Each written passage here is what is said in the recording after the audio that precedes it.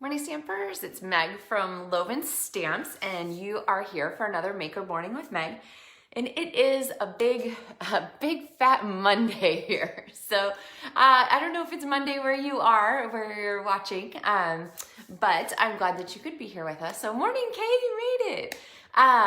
So for this Monday, it's snowy and cold here, and while that's in itself not a terrible thing, combined with Monday, I just wanted something bright and cheerful and pick me up today. So I've got my warm fuzzy sweater on. I have some bright paper from the Flower and Fields Designer Series paper, and like hooray, right, for free paper. So this is one of the celebration papers. And I can't believe this, but I have to tell you again, we are only basically like 3 weeks away from the end of celebration, right? Today's, yeah, like 3 weeks. So make sure that you are aware of that, because celebration runs only January and February this year. If you're used to 3 months, we're gonna have another one later in the summer, but this one's only 2 months long. So we're using Flower and Field, and to combine with that, I pulled out the Garden Wishes stamp set, which has a fabulous die set with it, the Dandy Wishes dies, and here's the ones I'm not using today. I've got a bunch that I am using. But I pulled this out. When I saw this in the catalog, I thought, yay, dandelions. But I'm actually finding that I adore the big dies from this. So I've used some of these dies. Let's see. Oh, here, I'll show you this card. I've used some of these dies. This was a card that I did for a video a couple weeks ago. I can't remember what episode it was. If someone remembers, let us know in a comment. But you can see the foiled background on this one, that technique. So this is a really fun card, but you see those big color block dies in the background, the paper piecing ones? Those are the ones I'm going to use today, and I love them for composing different kinds of cards. So great choices. So morning, Sue, Carol, Vicky, Tanya, Sue, Kathy, Lois, Trish. Okay, the gang's all here. All right, you guys ready to get stamping? I also have another die set that I'm going to use that's kind of a surprise. I just took it out of its package and I'm really excited about it. So, hey Carol. All right, so let's come down here, and I have my designer series paper kind of set up. So what I did was I cut some 4-inch strips of this designer series paper, and then the biggest problem with that is deciding which one to use, because there are so many great choices. So let's say I decided to use this one next. The first thing I would do is go ahead and score this for my card base. And so it, like I said, it's 4 by 11. And I would score this here at 5.5 inches here. And remember to use your scoring blade, not your cutting blade. So score at 5.5 and then score 1 inch from the end. And I love on this trimmer that you can measure from both sides. So I've got that 1 inch. And then that is going to fold on the score lines and fold up. And then we have our DSP card base. Now, DSP, Designer Series paper, if you're getting the lingo, isn't quite as sturdy as the cardstock, the nice cardstock weight. So this helps if it can be backed by a piece of cardstock. And let me show you how I decided to, how I picked my cardstock. So this is the one that I decided to use for this morning's card. I like the bright bumblebee. And at first I thought, ooh, how about red? What if I back that on red? It would really bring out the red flowers. And then I thought, yeah, it kind of makes the yellow, it just like is a lot of things going on. So the paper's busy, the colors were busy. I decided maybe green. So then I put this one behind it, and to look and see kind of what I thought of that. And still, this yellow really jumped out at me, and I thought, I think that I would be happiest if I backed this with a yellow piece of paper. And there we go, there's the yellow. So that's kind of the way I design cards with the color layering. I just try different things. Pull out scraps from your bins and see what you like best. And when you come to one that really jumps out at you, then stop. All right, so like I said, we're gonna base this card here on this piece of Bumblebee cardstock because it's really gonna help to support it. And so I'm gonna grab my adhesive here, and remember to just keep rolling your wrist around and your adhesive will be ready for you. Oh, I think that one, oh, is it empty? No, not yet. Okay, So we're gonna go ahead and layer this here on our card base. So like I said, this piece of designer series paper is 4 inches wide. So our card base is 4¼ inches wide by just 5½ so normal card size. So there's gonna be our card base. Hey, ya, Dana. So I haven't glued this top flap down, which I do a lot on DSP card bases. If you've seen my other videos, I haven't glued it down yet because I think we're gonna use that in our design. All right, so like I said, oops, I'm just flinging things here. Oh, I like to store my extra pieces in my stamp case so that they're handy when I want to use them. So like I said, I want to use the bold dies, these sort of design dies from the set here. This one doesn't go with it, but I'll show you that in a second. These bold dies. So what I did was die cut those ahead of time. And I've got here the bumblebee elements, so the flowers and the layers. And then I've got these green grass items and the leaves. And I looked at these and I thought, you know what, those are really pretty, but I think I would like a little more detail on the front of our cards. So what if we use the trick that I showed last week with the Hey Chick dies and go ahead and ink our dies. This is a really great way to make the detail show out. So if you look at the center of these dies, there's a lot of extra ridges in there that aren't actually cutting. They are just there to add dimension and interest. So I'm gonna pop my plates here in my little boss. I'm gonna get my cardstock ready, and then I'm gonna take my dies, and I know this might cause some consternation, but hang in there. I'm actually gonna just tap them here. I think I got them. And I'm not pushing hard, I just got a little tap. And then to just help me pick them up without getting quite so much ink on my fingernails, I'm gonna use the Take Your Pick tool to edge them up so that I can get a fingernail underneath there. There we go. And drop them on here, and I'll do the others too. So this die technique, hello in Minnesota, Sue. I shouldn't complain about cold here and snow. I think probably there are places that have a lot more. So, all right. So I'm gonna grab this die, drop it on here, and then grab this last one and drop it on here. There we go. Okay. So I've got those on my garden green scrap. I'm gonna set that aside, and I'm gonna just quick run these through, and I'll show you the difference between them with the ink and without the ink. So, all right, so here's our plate. I'm just gonna flip these over and drop these back on my magnet. If you haven't seen these before, I love this. It's just a dollar store picture frame with a piece of magnet sheeting on it, and that helps to hold things. And oh, it looks like I could have pressed them a little more. So you can see kind of down here in the base of the grass, there's just a little bit more definition.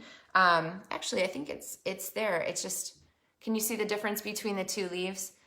This one has the indentations are just a little bit inked, and this one's a little bit, or is not inked at all from the ones I did before. So it depends kind of on the die. You can press a little bit more on these, I think, than you could get away with a Hey Chick, because their Hey Chick dies are so wide. And if you're waiting for the Hey Chick dies, I'm not showing them again today because they're not orderable at the moment. So hang in there, they'll be back. I think February 22nd was the date I saw when I looked this morning. So they'll be back soon, don't worry. So in the meantime, we're gonna make some other cards. All right, so I have my cards here ready to kind of put these pieces together. And when I said I didn't glue this down yet, it's because I wanted to put some elements above and some elements below. So our dandelion's gonna sit on here like this. And then I'm gonna put the grass and tuck it in under this little flap, just like that. So that's gonna fit here. And then our dandelion pieces are going to go on top here with our flower, okay? Like this. All right, so we're kind of building our card. Yeah, no snow in Georgia. You know what, Kay, I'm glad to hear that, because I've learned from traveling different places that when it snows places where people aren't used to snow, things kind of shut down. So glad you guys are snow-free at the moment. All right, so I'm gonna take my Seal Plus adhesive here, which is just a little stronger, and I'm going to, you know what, I'm gonna pop them on this way. I'm gonna pop my grass up here on this side so that when I seal this, then it is stuck there in the layer of our card. So we have our grass base kind of ready to go. And then I'm gonna take our flower I'm gonna put here. Now, it can't go beyond the bottom of the card because it's gonna stick out, but we can fix that here with our paper snips. So we'll just give it a little trim. That looks good. And stick this here. And I'm going to just give you a quick tip about the dandelion leaves. So on the leaves of all other things, they grow out this direction. So if you see the veining in the leaves, as it grows out, the veins kind of point out. But on the dandelion leaves, here they are in the artist's sketch art, they actually go backwards. So I don't know what it is about dandelions growing, but the leaves are kind of inverted from what you would expect. And at first I was putting them on like this. I'm like, oh yay, that looks cute. And then I'm like, but there's something not dandelion-y about it. And honestly, where I live, there have always been dandelions. So you'd think I'd seen enough to know which way a dandelion goes, but apparently not. So it took a quick look at the artist's sketch on the stamp set to kind of remind me there. I'm gonna use multi-purpose liquid glue. Remember, if you can see it, it's enough. And I'm gonna put this down. And you know what? I think I maybe put our grass a little bit too far over. Let's see. I have a sneaking suspicion that this is not gonna come. Nope, it's not. So we're gonna leave it there. Actually, what we might do is use one of those other extra grass pieces and pop it on here. But I'm gonna flip it the other direction so that it doesn't, look so obviously matched. And I glued that really high up, so we won't be adding it that way. So I'm just gonna trim off the bottoms. Don't you love it when you kind of adjust cards on the fly while you're filming? So I'm going to go ahead now and take my green lid glue and add just a little glue at the bottom. And you know what? Maybe I'll spread it out a little in a different place. So I'm gonna butt that up there. So no one except us will know about that. Okay, there we go. Because I'm gonna put our greeting over here and I didn't want it to get covered up. All right, so coming back to our dandelion greens, matching the art of the stamp set, I'm gonna remember that they actually go with a little narrow point at the bottom, okay? And then this one naturally curves this direction, so I'm gonna put it there. And this one naturally curves that direction, so I'm gonna pop it there. And for these, I'm gonna put a little bit of glue at the bottom because I want them to kind of stick flat there next to our stem. And then I'm actually gonna do a trick where you add a Stampin' Dimensional at the other end of the leaf, and that gives you a little bit more dimension because it pops up the top of your die. So, all right. Because I like, see how right now the leaves are kind of popped up off the card there. I want them to be a little bit more secure than that. But I still want them to pop up that way. So I'm gonna grab from my drawer here some mini Stampin' Dimensionals. And if you're looking for organizational tips, you can go back to the early episodes of the LovenStamps Studio Tour and look for some organization tips. I had someone tell me over the weekend that she was binge watching. She'd started at #1. She kind of jumped in recently and she went back and started binge watching at #1. So if you spent your weekend with me binge watching videos about organizing your supplies, I hope it was enjoyable. So, okay, so see now we have these greens that are nicely added there and then still stuck up at the end and stuck down at the bottom. So what are we gonna do with these other little flowers here? We are going to layer them. So originally when I designed this card, I thought, oh, I'm gonna make them kind of like go off to the side like it's a dandelion spreading its fluff, which actually is kind of cool, but it also made me wonder why this one has a stem and these three don't. So for this card, I am going to just go ahead and line them up on top of each other. And we're gonna pop in some dimensionals as we go. And I'm also probably not gonna line them up exactly centered on each other. I'm gonna do just a little bit off to the side, which gives our flower like some direction. So it kind of suggests that the direction of the card is that direction rather than just being like static, okay? Subtle, very subtle. Excuse me. All right, so this first one is glued because I just put glue on it, and I'm gonna do a little down into the left Let's see, I'm gonna spin it just a tiny bit. One of the things I love about the green lid glue, the multi-purpose liquid adhesive, is that it's not an instant grab, so you can still adjust things as you go. The second layer, I think I'm gonna pop on with a dimensional because it's big enough at the base to work that way. And I'm gonna kind of have it going down there towards where our greening is gonna go. And then, you know what, last one, let's see, do I like it without a dimensional? I think I'm gonna do it without a dimensional so that it's not quite so like pyramid-y. And I'm going to pop this on with glue. Tanya says, oh, you're great at adjusting while live. Yeah, you know, it's just a lot like when you're designing on your own. So things get adjusted as you go. All right, so there, see how we've given our dandelion some direction. Now this card, I'm pretty happy with the front of it, but it needs a little greeting. And so I'm going to confess something to you. I originally was thinking, oh, wishing you all the best. That sounds like a great greeting to put on the front of this card. But then I thought, I need something to put it on with. So I could punch a shape, I could just cut a little strip of Whisper White, I could do lots of things. And it occurred to me that I have been wanting to open my Stitched with Whimsy dies. So these dies, let me show you where they are in the catalog, because they, if you are a Dachshund fan, you know instantly already before I show you where these are gonna be, but they're at the very back of the catalog, right before the end. And here they are, they're on the Dachshund page. So the hot dog stamp set, super cute, definitely a great one for dog lovers and friends who love dogs. But right down here is the Stitched with Whimsy dies. Now let me tell you a little about them. They don't cut out the rectangle or the square. They cut out these little stitch lines around the edge so that it looks like you've taken a sewing machine and just stitched around the shape. So they're whimsical, like the title says, and they're stitched. But you're gonna wanna cut your rectangle to go with them. So I looked at this and I looked at my stamp set and I went, oh, well, there's not really one that fits that, wishing you all the best, except for this one, which is oversized. And if I put that die, okay, we'll put our catalog away.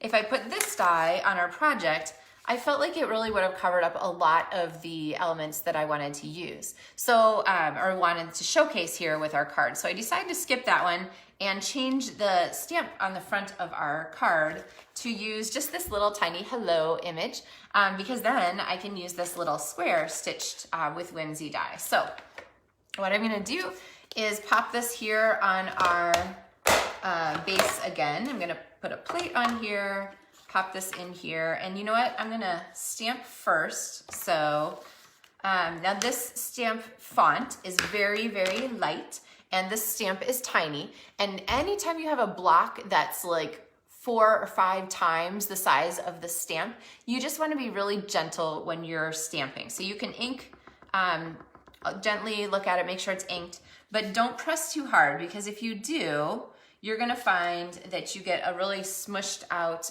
greeting. Here, I'll do 2. So I might look at this and be like, oh, it's just a normal stamp. Let me stamp that. Can you see the difference between the two? So this one is overstamped. There we go. This one is overstamped. I pushed too hard with my stamp, and it's easy to do when your block is giant compared to the size of your stamp image. This one is just right. So it's one of the reasons that I like to use grid paper when I'm stamping, or scrap paper, because I always test and just see kind of what I am gonna get from my stamp before I pop it onto my actual project. So, all right. Just grab a little bit of washi tape, which I just leave extras there on the top of my mini Stampin' Cut and Emboss, and I'm gonna pop this through. Okay, see how handy it is to have this? I don't have to like get up and walk across the room to go find my big Stampin' Cut and Emboss machine.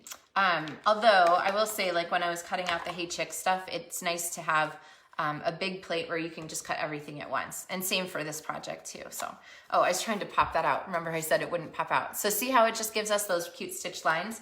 I'm gonna pop that away, and then I'm gonna take my scissors and I'm going to trim in a square really close to these. And while the stitch lines are sort of whimsical and they look like they're flowing all over the place, the artists actually did a really excellent job of making them actually square or actually rectangular with right angles, so that when you cut along them, you're gonna end up with a square or rectangular piece, not like some skewed thing that you're thinking, oh, well, that didn't quite work. I have to do it again. Okay, so it's well done. All right, so I'm gonna bring this back, and you see how much nicer this fits down here on our greeting, so that it doesn't cover up too much of our card. So I'm gonna pop this on here with Stampin' Dimensional, and then we're gonna look back at our card to figure out what we need. So I have stamped, I have layered. So the third step for my tips is to embellish, because I always say 1 stamp, 2 layer, 3 embellish. So I pulled out these enamel dots because I just had them on the top from last week when I showed this card. Let me grab it. When I did this Scandinavian card, I finished it off with the Just Jade dots right here at the ends of our repeated image. And if you like the look of this card, you're gonna wanna look back to last week. So it'd be episode, I don't know, 85, 86, 87, something in there, to learn about creating this Scandinavian look. So that folk art kind of look. But I'm gonna use these dots again because I am adoring the bumblebee elements here. And I'm just gonna pop some of these here on our little tag. And we're kind of like, you know, whimsical here with the dandelion. So I think I'm gonna just pop kind of 3 on there. There we go, I like that. All right, so now we have some extra little embellishments to go with our card. And now we're gonna go to the inside, which is beautiful because it's designer series paper, but it would be really tricky to write a message on here and have it show up clearly. So we have a piece of Whisper White cardstock. So this is cut to 3 3/4 inches by 5 1/4. So it's gonna layer just perfectly inside there. And this is inking the edge of hello. Oh yeah, Sue suggested, how about inking the edge of hello? You could definitely do that. I'm pretty happy with the way it's really like starkly contrasted between this dark background and the white edges, but it would definitely tie in to ink the edge here and have that sort of repeated bumblebee color. So especially since we have our bumblebee ink pad handy, because I am gonna come back here with our Garden Wishes stamps. And let's get this out of the way. I think I'm finished with it. There we go. And I have to put those on. Let's see. I'm going to grab, I think, this stamp right here, and go ahead and put this onto a block, which I didn't grab earlier. And there we go. Okay. So I like to adhere my stamps kind of by putting them on that way. And then I'm gonna stamp this here. I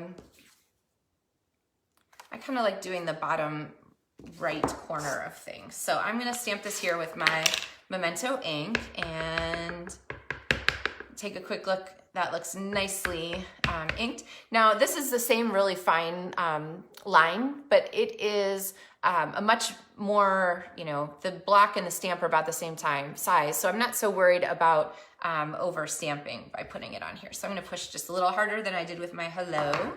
And there's that. And I'm gonna leave this to dry for just a second because I'll tell you what we're doing next. I saw a couple comments go by. Marcy says, love the colors in the DSP. Oh my gosh, yeah, right? They are just very happy for this time of year, and free paper makes me happy, period. So it's just all moving in the right direction. Okay, so the reason I'm giving this an extra second is because I'm gonna add the color to this with our blending brush. So there is a stamp here that you can use to stamp the inside of the flower here and give it some color. But there's not one for the stem. So in the past, what I've always done is go ahead and use my my water painter to go ahead and color that in. But we're gonna do some sort of impressions of color here with our blenders. So blender brushes are great. I'm gonna make sure this is mostly clean. You can use, they come 3 to a package, so you can kind of grab one for blues and one for yellows, one for reds, whatever. But you can switch colors back and forth pretty easily. You can see this one's had some red and some yellow and some orange and some green on it already, because they really give up their color. So they grab the ink, they keep it on the surface, and then they let it go pretty easily. And you can kind of see that. Like if you look into the bristles there. Let's see, turn it this way. There's not ink way down. It's not like these brushes are sucking up the ink and pulling it down inside. They're leaving it on the surface, which is what you want, because that's where the action is, right? You want to pick it up and you want to stick it on your project. So when I use my blending brushes, I like to wipe once on my pad and then just swish, swish. Wipe, swish, swish, wipe, swish, swish, okay? And I'm gonna keep my color mostly darkest in the center there. All right, so now I'm gonna run this out, and you can see there's not a lot of ink left in there, which means it wouldn't really have made a lot of sense for me to be like, you know, grinding over and over again on that, because there's not more color to go on. Okay, so now I've got that pretty clean. I'm gonna switch to my Granny Apple Green, and I'm gonna go wipe, and then swish, swish, wipe, swish, swish. I'm gonna kind of move it around there. Now, if you do want to have like a sort of a cloud of color, that's when you'll want to go ahead and brush sort of in a circular motion a little bit more, so that you can kind of get that wash of color. Okay, so I'm going to add just a little bit more out here. And you can see that it really didn't bother the ink on the card very much, so we're pretty good on that. So there is our real simple blending brush addition to the inside of our card. And then I'm going to take my adhesive and add this to the inside of our card. And I love the way it layers so that you can kind of see all the different fun paper patterns. And this way you don't actually have to pick one side of your designer series paper that gets you know, seen, and then the other one's just hidden. So this one gives you the chance to look at both sides of your designer series paper. All right. Okay, so I'll bring you guys back up here. There we go. So that kind of gives you some ideas for a sunny Monday card with our Dandelion dies, or Dandy Garden dies, and the Garden Wishes stamp set. So big fan of those kind of pieces together, especially with a really busy designer series paper like we have on the background of this floral flower and field celebration paper. So it gives you some choices for how to have something that just really stands out. So a lot of times on a busy paper, I'd put like a big, let's see, do I have any handy samples? I'd put a big like Whisper White layer that, here we go, I'm leaning back in my chair. Okay, like this one with kind of a busy background, I just put a big Whisper White layer on it so that we have a big focal point with that. So this one is just a little different effect. Instead of having that big Whisper White layer to draw our eye, we have these nice cardstock die cuts there to add to our card. So.